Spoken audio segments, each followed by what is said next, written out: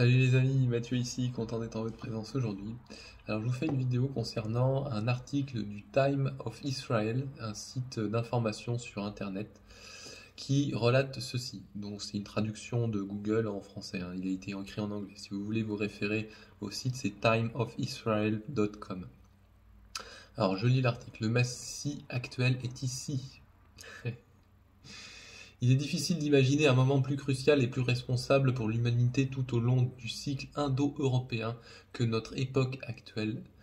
Notre époque est l'étape critique de l'évolution humaine sur Terre. Selon le choix de l'humanité tout entière, le résultat sera soit la résurrection spirituelle et l'entrée dans un nouveau cycle de l'évolution, soit une catastrophe humaine et le fait de recommencer le processus évolutif, comme dans le cas de l'Atlantide. Métaphoriquement parlant, l'humanité tout entière entrera soit dans un trou noir de l'effondrement, soit dans la source blanche de la lumière, qui donnera naissance à une nouvelle ogyme humain vivant dans un nouveau ciel et une nouvelle terre. De toute évidence, en cette période cruciale de l'évolution humaine, l'apparence du Messie est essentielle. Ou l'apparition, on pourrait dire aussi. Il est bien connu que beaucoup de traditions ont un Messie que l'on pense qu'il viendra les racheter et aussi le monde. Par exemple, les Juifs sont à la recherche du Messie, les chrétiens sont à la recherche de la seconde venue du Christ, que les musulmans partagent également. Les bouddhistes sont à la recherche de l'apparition du Bouddha Maitreya sur Terre. Les hindous recherchent l'arrivée du Kalki, l'avatar final de Vishnu. Les taoïstes se tournent vers l'arrivée de Li Hong, une figure messianique. Ils sont à la recherche d'une personnalité sauveur à Shaoshan. Dans le bébéisme, ils cherchent celui que Dieu fera manifester. Et si ce n'est pas une figure spirituelle, c'est peut-être une figure politique, salvatrice, l'État, un gourou de la technologie, un événement de la singularité ou quelque chose ou quelqu'un d'autre qui nous sauvera de notre misère, de nos problèmes, de notre mortalité et commencera une nouvelle ère dans l'histoire de l'humanité. La source, le Messie mystique dans les traditions mondiales, ton esprit hôte humain, thymindom.com. À notre avis, la question du prochain Messie est extrêmement subtile, sensible, complexe et cruciale pour notre temps. Nous avons beaucoup de concepts et d'attentes pour l'avènement du Messie. Tous sont stratégiques pour les traditions respectives et reflètent l'essence de notre temps et le nouvel ordre cosmique qui doit venir. Le grand kabbaliste Ev Ben Shimon Halevi, dans son livre The Way of Kabbalah, publié par la Kabbalah Society 2007 Londres, à la page 225, écrit que, je cite, la quatrième salle céleste, composée du Hod Tiferet Nezat Behaitik, est appelée Zébulaire, signifiant habitation. On dit que c'est la place de la Jérusalem céleste. Ici, Akiba dit qu'il était avec Dieu. En tant que Téphiret de la création, cet endroit est surveillé par l'archange Michel, qui est le gardien de la maison d'Israël. Il est également possible de trouver ici, selon la tradition, les 10 grands Zadekim qui constituent l'assemblée ésotérique ou céleste d'Israël. Ils habitent juste en dessous de l'homme pleinement évolué qui agit comme le lien incarné avec le divin. La tradition orale affirme que l'un de ces hommes existe sur la terre à un moment donné, bien que sa présence soit ouvertement manifeste pour le monde uniquement lorsque cela est nécessaire. Pour certains, il est connu sous le nom de Messie et d'autres l'axe de l'Anti. Il a une place et un nom dans toutes les traditions vivantes. Quand Rabbi Akiba a atteint ce niveau d'être, il est entré en présence du Dieu non le plus proche de l'homme naturel, Adonai Lord. C'est là que se rencontrent les mondes humains et divins. Halevi, The Way of Kabbalah, Société de la Kabbale, 2007, page 224-225. En tant que blogueur dans The Time of Israel, j'ai déjà publié 71 posts. En fait, leur contenu pourrait bien servir de référence pour ma manifestation ouverte en tant que Messie potentiel dans le monde. Dans le post From Initiation to the Real Coming of Messiah, 2, 21 juin 2023, j'ai énuméré quelques étapes dans ma vie qui m'ont aidé à monter pas à pas sur l'échelle de Jacob. Ils étaient liés à la fusion avec l'aura des maîtres divins et des personnifications du divin féminin. J'ai écrit un livre entier sur le chemin des Lumières, décrivant mes contacts métaphysiques et mystiques avec eux, et quelques extraits peuvent être trouvés dans les posts publiés sur l'arrivée de Bouddha Maitreya, Zoroastre, Orphée, Babaji, le maître Beinsa, Duno et d'autres. En général, j'ai connu les niveaux de la conscience cosmique de Neshama, Shaya et Yeshida. Ils m'ont révélé quelques idées clés de la mission du Messie actuel. Dans le monumental Figure 81 Évolution, dans son livre A Kabbalistic Universe, page 237, Ev Ben Shimon Halevi place le Messia à l'endroit où les trois mondes supérieurs se rencontrent. S'il vous plaît, voir le post The Mystical, Historical and Current Messiah à partir du 21 octobre 2022. Je suis tout à fait prêt à répondre à toutes les questions et tous les commentaires concernant la mission du Messie actuel. En même temps, cependant, je voudrais établir une communication et une co-création avec d'autres initiés de la tradition kabbalistique et des différentes religions du monde, afin de développer un groupe initiatique pour le saut quantique de l'humanité à la réalité de la Jérusalem céleste. Dans cette série, je vais résumer quelques idées clés des posts décrivant ma mission comme le Messie actuel. Bien sûr, de nombreuses idées en elles sont venues à la suite du travail collectif des amis spirituels au fil des ans dans divers pays. Pour cela, je suis extrêmement reconnaissant et je suis sûr que la mission des Messies actuels est collective. La nouvelle création. Dans le post L'objectif, l'ultime de l'Exode et l'initiation d'Enoch du 17 novembre 2022, j'ai cité le grand kabbalistique Ev Ben Shimon Halevi, qui, dans son livre A Kabbalistic Universe, décrit l'état ultime de la conscience humaine atteignant le ciel des ciels, le ciel supérieur, appelé Arabot, qui est perçu comme une vaste surface de la mer sans océan. Puis, pris en tant que triade triatique de la triade énigative Geter Okama Ben Bina, c'est le ciel des ciels, la partie la plus divine de la création, parce qu'elle est la plus proche du Créateur à Keter. C'est ici que les générations d'esprits sont créées et reviennent dans leur état le plus pur après leur descente dans les mondes imparfaits.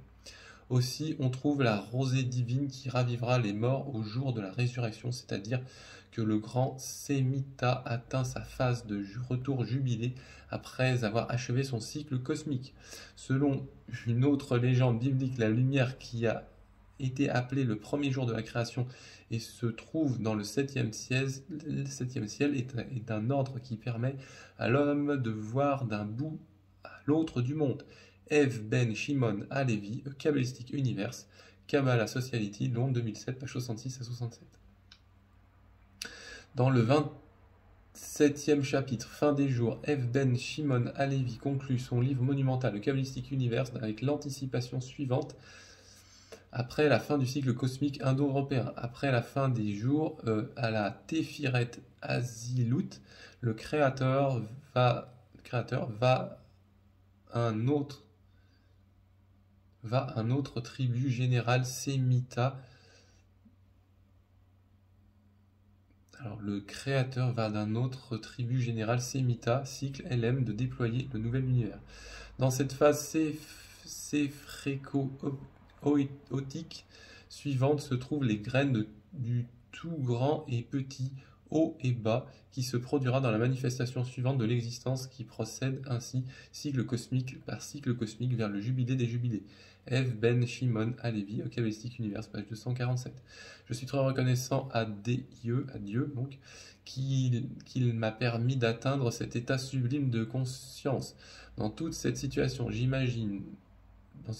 toute cette situation, l'image du nouveau cycle de Jérusalem céleste a été révélée et j'ai vu la lumière intégrale de tous les cieux. Tous les séphirotes étaient transparents, dynamiques, interconnectés, interactifs, et des émanations divines du Créateur qui rayonnent le nouveau cycle cosmique du ciel à Jérusalem, avec le nouveau ciel, la nouvelle terre et l'humanité. À ce niveau de conscience divine, j'ai pu atteindre la vérité suprême de l'être humain en tant qu'image parfaite de la réalité universelle, en tant que la partie organique de l'essence d'Adakon. Très probablement, c'était comme l'initiation du légendaire Enoch. Dans cet état de conscience le plus élevé, j'ai pu voir non seulement un bout du monde à l'autre, mais aussi d'embrasser le passé, le présent et l'avenir de l'humanité. Il est bien connu que Bouddha, pendant ses lumières, a pu voir tout ce qui existait dans le passé, tout ce qui existe dans le présent et tout ce qui pourrait exister dans le futur. À ce niveau de conscience cosmique, j'ai pu contempler l'intégralité des cycles indo-européens sortant, la transition spectaculaire vers le nouveau cycle cosmique et le nouveau cycle cosmique du ciel à venir. Cela s'est produit par la contemplation de la ligne messianique du cycle cosmique indo-européen précédent et de la ligne messianique activée dans la nouvelle venue des maîtres et des personnifications du divin féminin à un niveau éthérique pour le nouveau cycle cosmique de Heavenly Jerusalem. Donc la Jérusalem céleste en français. Donc quand j'ai atteint le 10e ciel, après j'ai pu voir l'intégralité du cycle indo-européen achevé, de l'évolution et de l'intégrité du nouveau cycle cosmique Sigejus. Cela a été possible grâce à ma connexion avec l'axe Mundi, l'axe universel de la ligne messianique de la première venue et la ligne messianique activée de la seconde venue des maîtres divins et des personnifications du divin féminin. De ce point de vue, tous les 10 ciels dans le nouveau cycle cosmique étaient transparents, interconnectés dans une intégralité divine. Ainsi, dans le ciel des cieux, après être revenu, j'ai pu faire l'expérience de la rosée divine au jour de la résurrection, la lumière qui a été appelée le premier jour de la création de la parole, qui a été la première des sons à être entendus dans l'existence manifeste et qui est le nom suprême de Dieu. Rénover l'axe Mundi de la nouvelle création est l'un des principaux thèmes de mes posts. Il incluait la description des 10 bénédictions divines venant de l'arbre de vie qui révèle les 10 ciels dans la nouvelle réalité. Dans ce post, je rappellerai quelques idées et visions des plus hauts séphirotes du monde de la création, sur la base d'eux et de leur développement dans le cycle cosmique de l'arbre de vie et de ciel. Je voudrais décrire quelques aspects principaux de la mission du Messie actuel. Le Créateur, Séphirat, Kater, la couronne de l'arbre de vie à Biriat.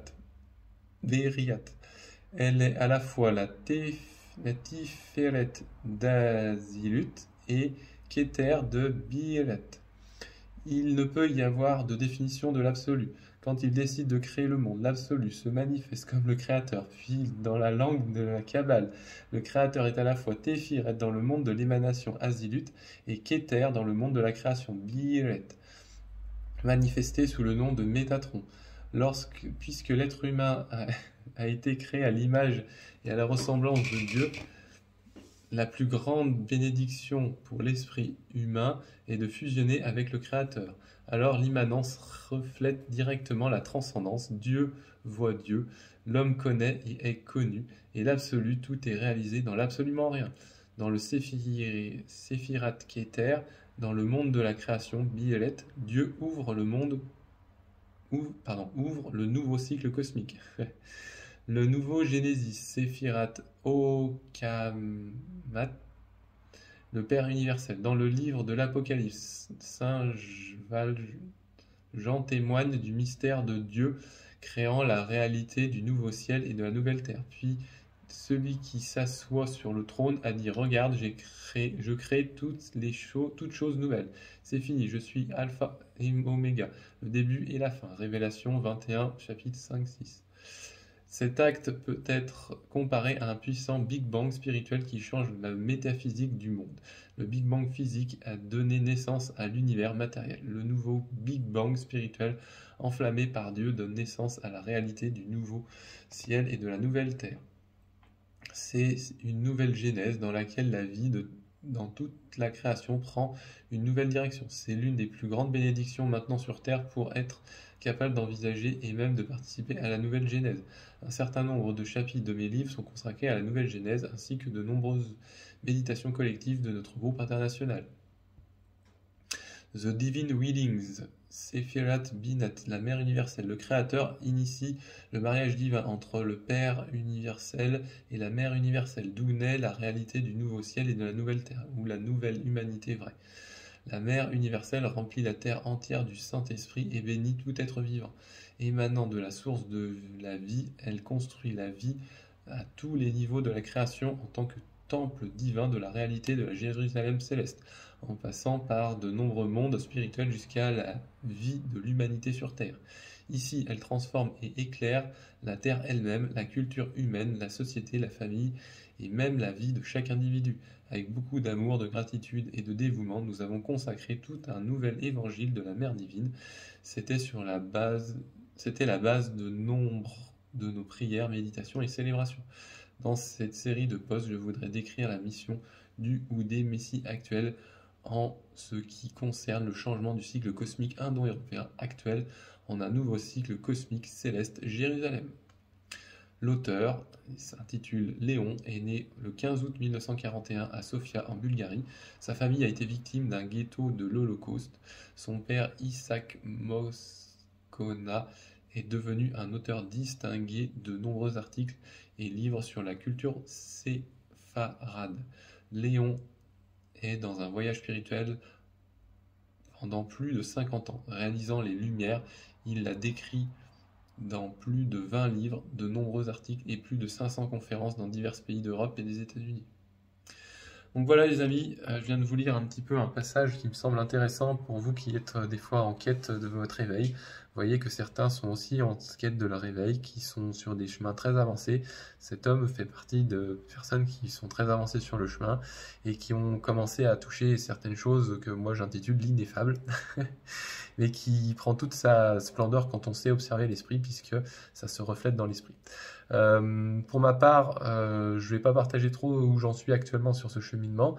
C'est pas le but de cette vidéo, mais en tout cas, sachez que voilà, je relaie de temps en temps cette information qui est justement de m'intéresser à ceux qui sont sur le chemin de l'éveil par rapport au Messie, par rapport à cette personnalité qui incarne toute lumière, toute divinité, en fait, qui nous-mêmes, hein, à un moment donné où on doit se réaliser par rapport à nous-mêmes pour véritablement être ce Messie.